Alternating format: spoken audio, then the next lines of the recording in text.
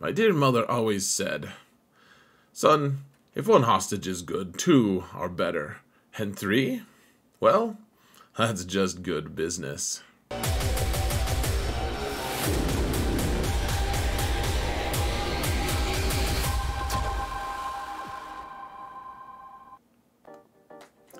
Hello everyone and welcome to another episode of Xerath Prevails.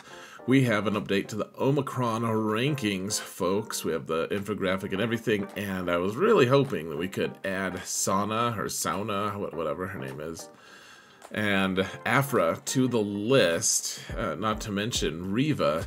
Once we have the kit, we just kind of ran out of time, and I've had a lot of people asking me for this because they want to spend Omicrons, and I don't blame them. So we actually have quite a few characters to add to this. However, there's been a lot of Omicrons, as you have probably noticed. So yeah, if you want the infographic, just go to my Discord server. It's linked in the video description, and it's free. If you want to grab it, you can, get the HD version of it or whatever. You don't have to take screenshots on this video, though of course you are welcome to do that as well. And it's in the infographics channel there. It's toward the bottom, I believe, on that Discord server. We have almost 5,000 people hanging out there anyways, and we're gonna start talking a lot more about territory battles as more info is released. So yeah, come join us, guys. It's a good time.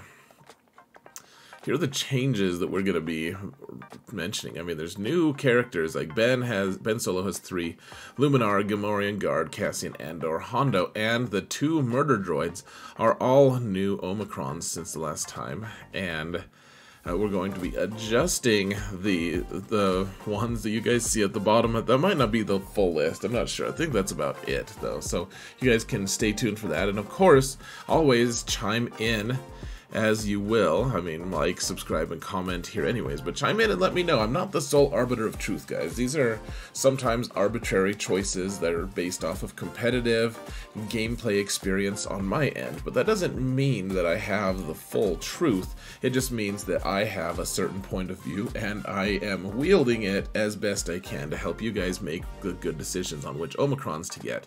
Of course, you don't have to value GAC, but I do have them broken into GAC, Territory Wars, and PvE. And as PvE expands, we might end up like trying to get a whole new category like territory battles or whatever. But in terms of level of importance, I don't think that it's really that right to compare them against each other necessarily, but I want to show you guys what's the best for each individual group. So with all of that being said, let's get to the infographic and let's start going over these, folks. So here's the infographic. You guys can see that S is the top tier, and I know that we go through this every single ranking video. S is just the top one, and I'm not going to, I don't care if you don't understand. S is just the number one, and it sounds really dumb, but that's okay. S is for sounds dumb. A is the second tier, B, and then the but why though category is not, it doesn't mean that it's like the worst Datacron ever. It just means like, well, maybe not the very best, it's maybe not the most optimized, maybe, but you might have a good plan for it, and you may as well just go for it. And then F minus, of course, just means that it is not redeemable at all, ever.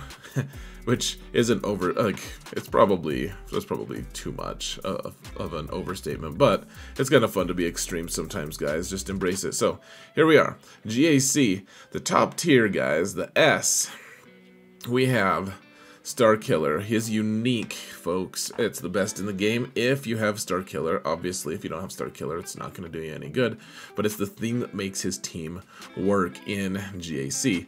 If you don't have the unique, there's almost no point to having Starkiller. The other two that he has are not that essential. However, this one is very, very good, and you should feel bad if you don't have it and you have Starkiller. So, rush to get that one, folks. Wampa is a really important one just because of the cleanup potential that it has, or it can solo things in 3v3. He is really awesome in 5v5. He is a little less awesome, at least at the very top tier, but I mean, he can take it down General Grievous squads. He can take down certain Sith Eternal squads, though I will caution you, people will tell you that he kills all Sith Eternal squads, and that is simply not true. If Sith Eternal has any number of characters with him, he can just get totally demolished. So Wampa is great, not unlimitedly powerful, and you have to be careful about Datacrons as well that people have. We're not going to talk too much about Datacrons here, but they do impact counters by quite a bit. Qui-Gon Jinn is pretty ageless, guys. I get holds with him all the time still in 3v3, 5v5. People tell me that he's out of date. It's it's like one of the oldest Omicrons ever, and yet it still gets me holds. You have to have a particular team, and yes, you're kind of hurting your own Kenobi team if you're doing it in 5s, but I will say that it is difficult to print wins the way Qui-Gon does. It's a very, very strong Omicron on defense. On offense, it's also a Swiss Army knife, takes down a lot of teams. People are using them to counter the current Dash Omicron or Datacron teams, and it's just impressive. We have Malgus, his leadership. The rest of them are like, well, I don't know. Like, first off, we should acknowledge we've had now one 3v3 season where we've seen Malgus in action, and without his set 3 Datacron, I should say.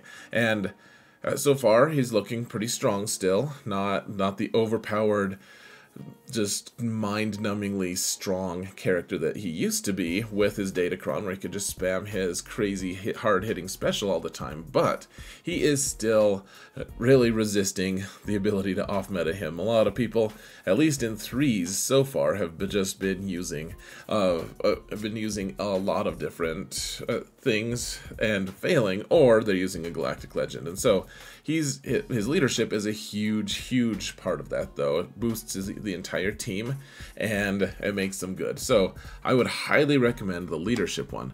Now, Ben is a little bit strange, and I kind of oversized his graphic, apparently. This is his second unique, I believe. The one that gives him, it's called the Force Dyad. It's the one that makes him and Rey tough. And this is kind of weird because Ben has been a little bit disappointing, right? I mean, if you have Rey and you have Ben, it's like, well, it doesn't like boost her into the level of like, oh yeah, she's better than Kenobi now. She's just not. She's almost the same, kind of. Like, she's tougher to take out on defense. I don't mind having her on defense. It's just, right now, it's also very hard to notice because of the set 4 Datacrons, which I'm trying not to talk about Datacrons too much, but there's just too much interaction here, guys, that requires us to speak about it. So, the thing is, Ben is a little disappointing. Maybe he'll be a lot better once set 4 is gone, and so the thing is, if you have Rey and if you have Ben, you really want the Force Dyad one, or what's the point? There's no point of having Ben unless you have the Force Dyad. And so, whereas, I don't know if you really want it that much more than all the rest of them, it's still like, well, if you have him, you should get the Force Dyad one. The other ones are also pretty good, but I don't think they're as essential. And so that's my list for the S tier, folks. For A, we've got Savage, and I thought maybe he'd get raised to S, but honestly, we've just found more counters to him. Now we can use Padme to take him out. Of course, we can use the insta-kill stuff like Mando or Traya, and then of course Galactic Legends take him out. And as time goes by, we'll be able to use more and more stuff against him. He is pretty good with like Sith Eternal on defense. He does some pretty fancy stuff, to be honest, but he deserves an A. Like S tier, that's like rush to get it, right? If you have that character, like hurry up and gear him and put the Omicron on him. It's like, for him, you can kind of pump the brakes a little bit. Iden is the same way. She's still solid. She'll take a lot of things out, but then at the end of the day, sometimes she will just hang out and do nothing. Like, she won't actually kill anything. She'll just sit on your roster because someone has made their roster Iden proof, and that's just how it goes. She's good at finishing squads off. She's good at sometimes on defense if you have them modded correctly. It's still a very good Omicron. However, it's not the most amazing thing in the whole world. It's not like sliced bread or something like that. The AdRad one is also very similar, just because it's like, well, if you have him, which you probably do because you have profundity, it is good. I mean, it makes him more resilient. You need to mod him accordingly, but yeah, it's sure, it is good. It is a good Omicron. The thing about it is, it's like, well, in 5s, if you put them on defense, they're gonna get holds sometimes, especially at the lower levels. At the top tier, people just use Bad Batch or whatever. Like there's a lot of counters to Adrad. However, he can also do a lot on offense. In fact, like if you're attacking on offense, you're gonna want that extra resilience though, just because it plays really well with his ultimate, like his mini ultimate that he gets, because he needs to survive long enough for that ultimate to go off, and therefore you put the Omicron on, he has way more protection, and therefore he survives. Now, Malgus, this is his special, I believe, and this one, it's like, well, if you have Malgus, you probably want this one. Like, his unique is not as essential, but, I mean, Malgus and Ben are really similar in the sense that, like, well, I mean, Malgus is less disappointing than Ben. We'll just say that. But Malgus, at least, you know, they both have good Omicrons for the characters, like, within themselves. They're good. You don't have to, like, rush to get these ones, but, I mean, it's A level. It is good. It's gonna be worth your while, folks. Zam, I keep wondering if I should shunt down to B level. She was so exciting back when the Omicrons first came out, and I'm just surprised. Like, Qui-Gon Jinn has aged really well, as long as you're putting the right resources with them. Zam is just like, well, I don't know, sometimes you'd just rather give up the extra speed and take Fennec or something like that. She's still pretty good. She boosts a squad. In 5v5 she's good. 3v3 she just suffers because she doesn't give as much speed to characters, and you don't have as much room in your squad for like handing out bonus speed. Like, she's there to give speed. That's what she's there for. Like, that's the start and end of what Zam does. And in 3s, you don't really have enough room a lot of times for just one character to boost some speed. Sometimes, like on defense, it's fine, but like on offense, you usually have need for more utility than just adding a little bit of speed, especially because it's diminished speed because of the 3v3 and the way her formula works. Now, Ben with his which one is this one? This one is his special, and it's the one that gives healing immunity. Remember, if you have Ben but you don't have Jedi Training Rey, or sorry, if you don't have Rey, the Galactic Legend Rey, not the legendary one. If you don't have Rey to go with, it's probably worth just not applying any of these, frankly. Like, my alt has Ben, but I don't have Rey, and I just haven't applied any of them. If you're going to apply any of them, probably the B tier one is the best, because then at least you're hitting under protection always. But this one's really good if you have Rey. And I mean, the 4 turns of healing immunity is crazy good. It does a lot of damage. Now that they fixed the bug, he does hit really hard if you have him modded right. So really good stuff there. Chrysanthemum's one of those characters that's like, well, this is a good Omicron if you have Jabba. Only if you have Jabba. If you don't, then maybe don't do it. But you have to kill him twice. Most teams have to kill him twice unless you manage to get an Annihilate off or whatever. But he is just really, really, really tanky. You want to get him to like Relic 9 because everyone has access to those materials, right? But I mean if you could, you probably want to, because you have to kill him twice. He's like, if you mod him right, you can get him at Relic 9 up to like 500,000 effective hit points, and that's without Datacrons. It is just totally nuts. You have to kill him twice, and a lot of that is because the Omicron also boosts his protection. The other thing that it does is it decreases your opponent's potency, which is really nice because you get less debuffs and everything. And I mean, honestly, the whole Jabba team really wants to avoid getting debuffed. Yes, Jabba has a dispel, but he is pretty nice for Chrysanthemum's nice to be able to reduce your opponent's ability to apply debuffs. That's just nice. Dash I promoted to A. I'm wondering if it's just a sentiment thing, because he has just a lot of fun in terms of you know, in terms of his Datacron, frankly. His Datacron's been amazing, and I guess, I mean, his results have been so crazy that it's hard for me to see him as something other than A. Once his set for Datacron is gone, maybe we'll downgrade him again. I realize that I said I'm not doing anything based on Datacrons, and really, I didn't try to. I just think that Dash, I've always liked the Dash Omicron. Like, he keeps his squad alive because of Vandor, right? His interaction with Vander Chewie is just really crazy and awesome.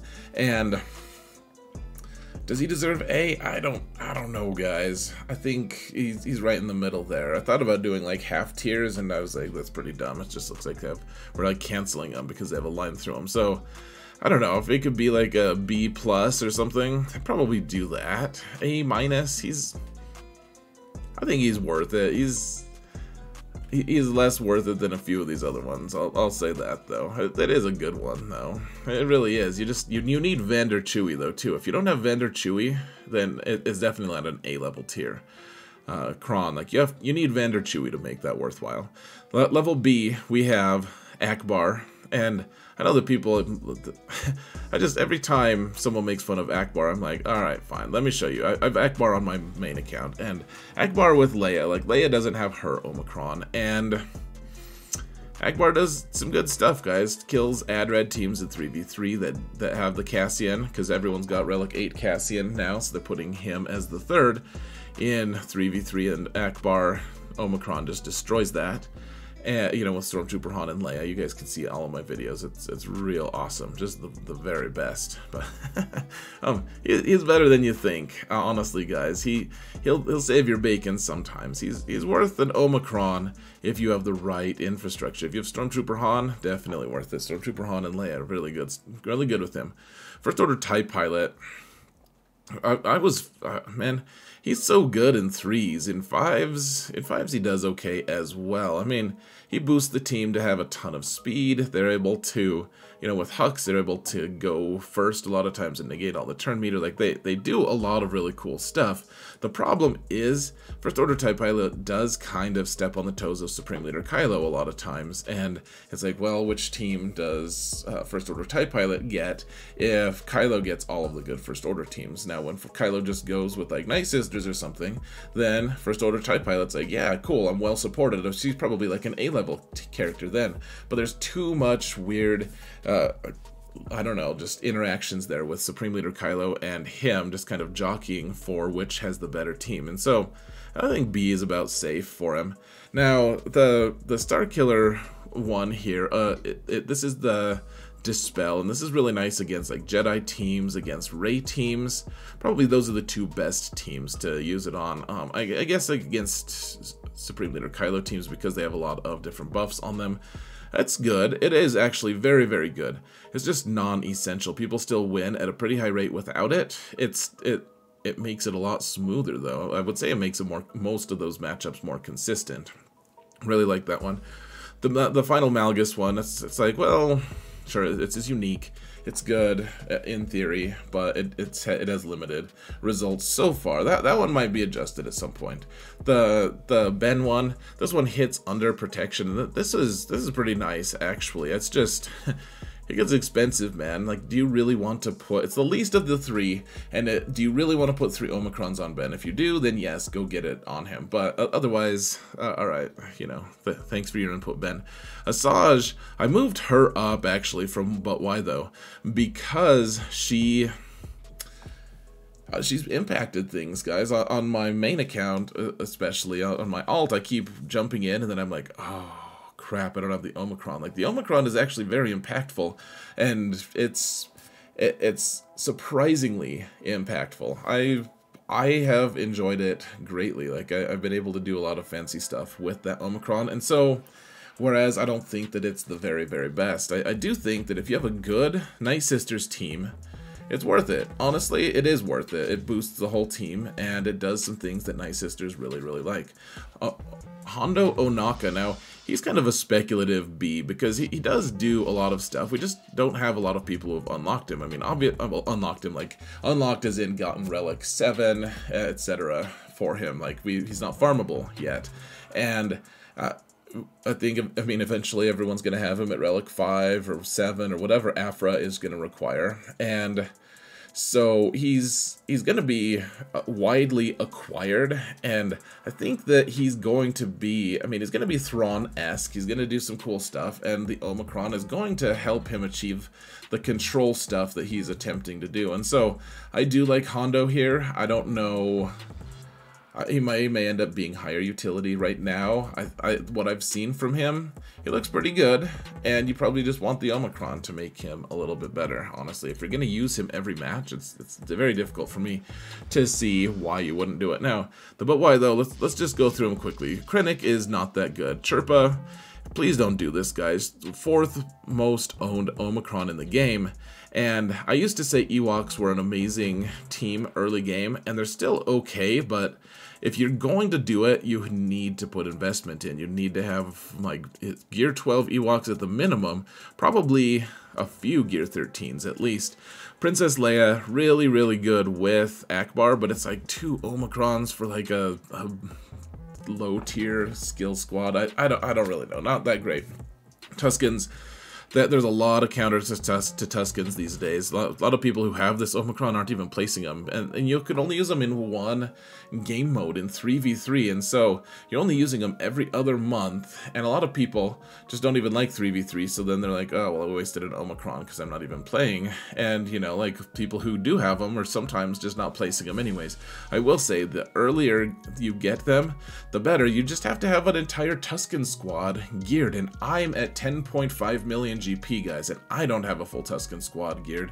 It's close, but not quite. The Talon one chains her to Traya, and you don't use her with Traya hardly ever these days, so I don't know why you put the Omicron on. The other one, the entire tire thrown by Starkiller. I have it. You know, if you use him all the time, I mean, it's hard to say no to it, but honestly, you could probably spare it for like a Territory War one or something like that. The 2 murder droids, it's just the same thing as 3v3. Yes, I think it's going to be great in 3v3. Once we get Afra, maybe this will change, but right now, I don't think this is absolutely necessary just because it's 3v3. Yes, they've proven to be very, very effective in 3s, even without their Omicron, so I'm guessing they're going to be even better, but both of them are 3v3? No, thank you. Luminara is another one. It's like, well, what would you say you do here? It's like it's built for something other than what exists in the game. It's like they had an idea of what we could use her for, but then they forgot to add that part to the game. And so right now, people who added it aren't even using her. Like sometimes they're trying to run offense and it's just awkward. Rose is just not very good, and she's not very good in the game either. Territory Wars, we have a new power here, guys. So we have the Jango one. He's you know, the Scion of Jango. He's okay. I like to call him Jango just to make people angry, and it works. So Jango is actually fairly good. He's I think he's the most likely to be shunted down to A level, to be honest, guys, because he used to be the way you kill Lord Vader, and that's really just not the case anymore. Mara Jade and Juhani are really transformative. Right now, of course, Set 4 is really good, and Mara Jade with Emperor Palpatine are their own team and do a lot of good work. Juhani makes the Starkiller team crazy good in Territory Wars. But the new power, guys, and we took Ahsoka Fulcrum down a peg, and I'll tell you why in a minute, but Phasma is the new king, and it's not just because of the Set 5 Datacrons. Yes, Set 5 Datacrons make it real easy for Phasma to delete Lord Vader squads. It just does. It's amazing. It's like magic.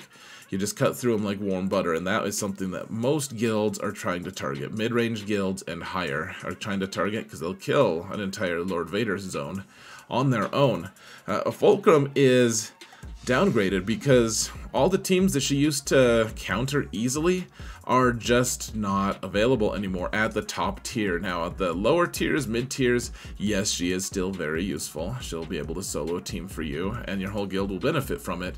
But then you have to gear a character that is useless in all aspects except for that one team, and then you have to add an Omicron, and then if you're at the top tier of guilds, of Territory Wars, like, it just doesn't do anything. It just prevents people from putting EP Mara Jade in lead for Starkiller. Instead, people are putting Traya down and Fulcrum dies like a dog. Even though she's not a dog, she's a Togruta, she still dies like one. Now Mace I did upgrade a little bit. His Shatter Point ability is pretty good, and it just seems like I mean, I've just been liking Mace more and more. He's got more and more utility. He's good. He's good people, man. What is this? The unique for Django is pretty good. It's pretty solid. Or no, this is his, let's see, the other one is his lead, yeah, so this is his unique, I think. Yeah, it does some good work. Maybe it's his special, I don't really remember, actually, come to think of it, guys. I think that it is his unique, though, because it impacts other people. Like, his team still does work against Lord Vader. It's just people are modding it so that Lord Vader is tougher and tougher. Like with Inquisition and how fast they can be and everything, like Django teams, it just gets dicier and dicier, especially with every single Datacron set favoring Lord Vader in some new fancy way. The Scion of Django teams are a lot of times just left out. Bounty Hunters are not countering him at the rate that they used to. Now the Grand Inquisitor ones here are both pretty good. I mean, they do some good work, and everyone's going to have Grand Inquisitor here pretty soon, or at least they should be working on trying to get him, and I think he's going to make a big impact at some point. I almost think that they're going to make him interact with Reva to the point that you can actually kill Jedi Master Kenobi. That's my guess. Now that everyone can kill him with Datacrons, you may as well just be able to do it with Inquisition and Reva. We talked about Fulcrum a little bit. She still does some work. The Scando one, it's like, well, here's the thing, guys. We're kind of all in on Jabba right now, right? Like, everyone should be working on Jabba as well for territory battles, and Scando just boosts his whole team, and he's gonna be on that team. Like, he's one of the top 4 characters for the Jabba team, and so, whereas he's not gonna be useful in 3v3 and GAC, that doesn't matter in territory wars. He's going to be on offense or defense, be very usable and relevant on Jabba teams, and therefore, he's probably worth just adding the Omicron if you're very active in territory wars and you have a really good Jabba team. T3 is almost just like, well, he's fun, so I added him to the B level. He's probably like he makes a few teams good. I'm interested to see if Sortie with the like murder droids and T3 end up being anything. I don't really know. So Sidious is actually, his stock has risen a little bit just because Malgus works well with him. Embo works well with Jabba actually as the 5th sometimes, and the Omicron with him makes him pretty good. I mean, he's got a Datacron right now, but that doesn't really enter into it. I did upgrade him one though, because he can actually boost a team in territory wars decently, guys, especially the mid-tier, but even the higher tier stuff. And if he goes with Jabba, it's not bad. You have 2 Omicrons for the Jabba team.